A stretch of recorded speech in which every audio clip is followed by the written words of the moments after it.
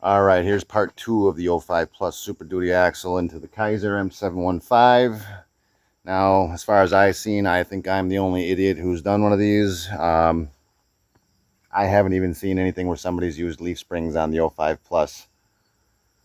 Probably because it was a pain in the ass. And on this, you know, the tightness.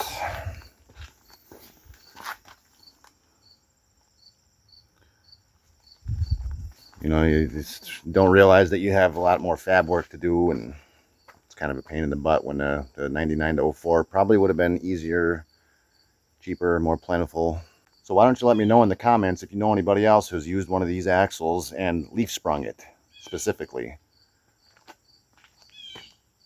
Like I said, I'm pretty sure I'm the only one. I did some research trying to find things when I was doing this here and there, and there's pretty much nothing. So, all right, so I am taking my next steps towards the front axle swap here on the M715. So, yeah, I screwed up. I had taken and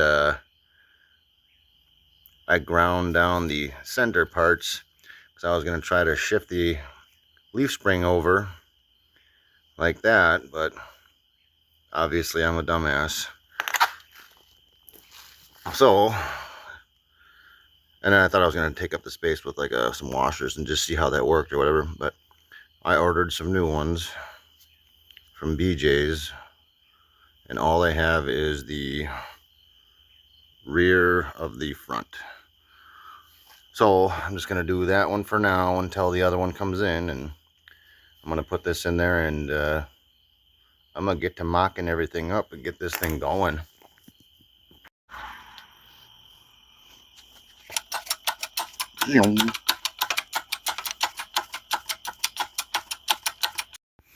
Alright, this is what else I'm thinking here. These spring packs are pretty stiff, so I was thinking about taking out these 3 right here, actually 4, and leaving the 3, 2, 3.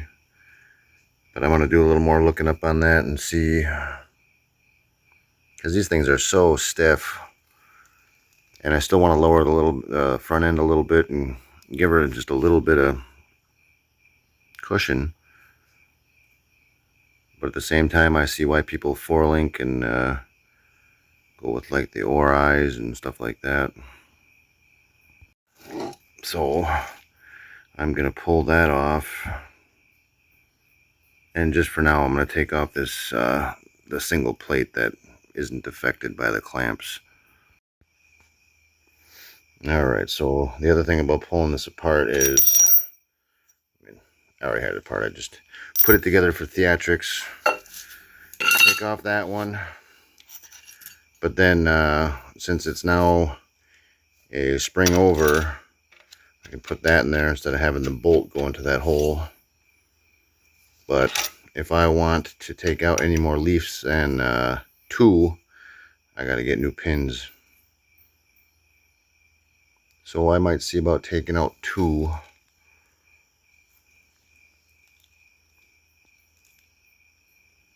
But I might just stick with this single leaf out for now and just see if that gives me a little bit of flex with the engine and stuff in there to bring it down just a hair. We'll see. Alright, last night I pushed in the rear bushing there, and I have never tried to get the other U-bolt in there now. It's been, I don't know, 2-3 weeks since I've worked on this, and it seems to fit. Slides in there nice.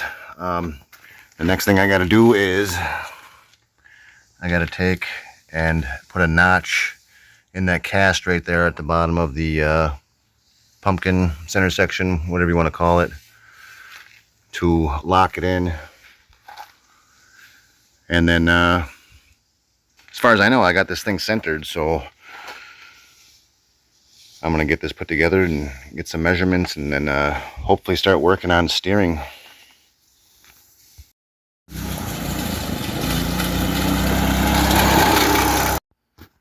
Alright, so I had the Super Duty Dana 60 parked underneath there, and I had it bolted in where I wanted it.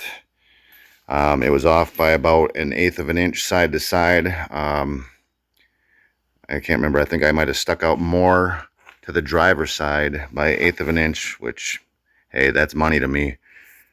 I am extremely happy with that.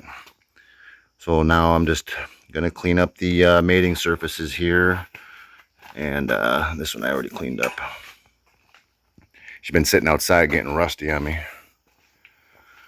So I'm gonna get all that stuff cleaned up so I can get the perches at least tacked in their position, and I'm gonna get the motor back in here to see how the geometry of that is sitting after I get the axle tacked in there and put under, because I think some of the geometry got changed as far as the up and down. We did the motor swap aspect of it when we still were doing the axle was still a spring under, or over I should say, and now it's a spring under, and that put it way up in the air. And then I also did the rear shackle flip, which also changed a lot. So yeah, I had the rear axle actually set at about 3 degrees, and now it's set at like 10. So I'm sure that the motor probably changed a little bit, but if it didn't, because that's supposed to be set at about 3 degrees tilted rearwards, and I'm hoping that turned out good. But I got a box in there, the original rag joint. None of the stuff fits from this Jeep. And this supposedly was off like a J10 or J20 or whatever, and all the stuff for a ZJ fits on it too. Alright, I got where the perches go all cleaned up. I got her scooted back under here and pushed into the garage. So now I'm gonna get my my caster angle, and I'm gonna throw the motor up on here just for weight on the springs, just so I can adjust it with the way it's gonna be. Yeah, and then I'm gonna tack it on there. That way I can get on to the next thing. Alright, I'm going to set the motor and transmission up there for just weight, just to make sure everything's got the weight on it. So when I figure out, like I said, the geometry here, and I'm trying to beat the rain right now so this doesn't get rusty on me again, so I can weld it. And it is hot. Humid. Alright, I'll be back with more progress. I got the motor, transmission sitting on there, pushing down, and my next move is going to be the U-bolt that runs right there. Oh, let's see here. So I got to put a notch in that cast right there. So I'm going to make some marks on each side of this where I want it, and then axle's got to come back out again anyways. Put this thing together and take it apart 1,000 times already. But yeah, so I'm going to do that. I'm going to get that marked out, and I'm going to weld these perches on. Alright, so after putting this back together, I made some marks on the bottom for the U-bolt over there. But from stepping this out 1/2 inch, I mean, I didn't even measure anything, and I just bolted this up where, pretty much where that U-bolt, the only place it really can go, and remeasured again here, and I'm only off by about 1/16 of an inch, so that wound up really nice. And I'm going to set, oh geez, the caster at about 4.5 degrees.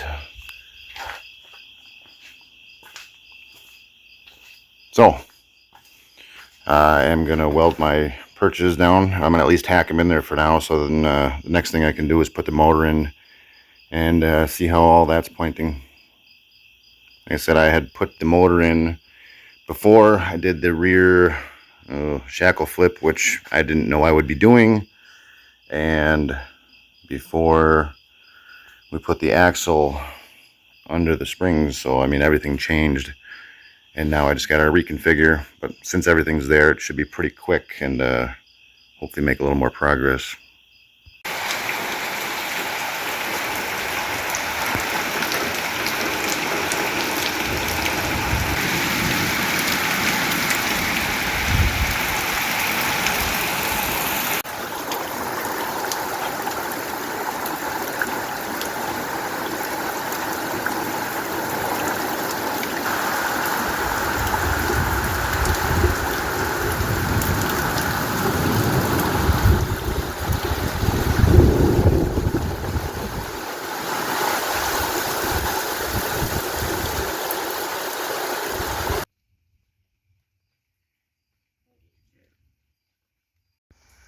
Alright, the M715 is back outside. I got the axle back out, and I have the perches tacked on there.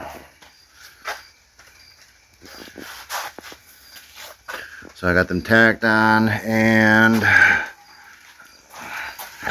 I have my marks right there for my U-bolt. So next I'm going to cut that out and get that ready to go here. There it is, all perched up. Here is the underside of the axle. So this is the notch that you have to cut. We'll flip it right side up. So here's right side up. You got to cut that notch right there for the U-bolt. So I mean, it's about inch to inch and a half of material on the one side there. And let's see here. I made my marks while I had the axle mounted under the truck, and I had the U-bolts and all that stuff on there. And I just cut that down in there as far as I could with the grinder. I used a bandsaw a little bit too, but then I just used, I do have this curved, you know, to the shape of the U-bolt.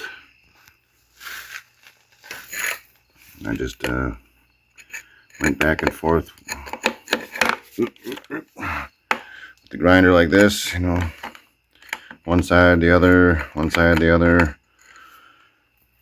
Got her down real nice and even, and it sits in there really nice. So yeah, you got to put that notch in there to keep the U-bolt from sliding over. You know, and as you can see, I mean, it is right next to the housing. So me scooting the leaf spring over a 1/2 inch by welding the plates on the frame was necessary. Otherwise I would have been off by a 1/2 inch to the passenger side, sticking out. So I mean, it turned out pretty good. It's nice and clean. Alright, so yeah, that's what I got done, and that was the reason right there. Was otherwise I would have been shifted over a 1/2 inch to the passenger side. And it actually worked out really well. I said right where this locks in and right where that all slides together puts me within an 1/8 or a 1/16 of an inch side to side. Now I do just have everything tacked still. I haven't finalized everything. I'll fully weld everything once I am pretty sure I have everything the way I want it and everything's going to run good and drive good. So thank you for watching, and if you liked it, please like it, subscribe. Thank you for those of you who have watched the video. Hopefully it helps somebody. I ran into a lot of snags trying to do this, and just figuring it out along the way. So thank you for watching.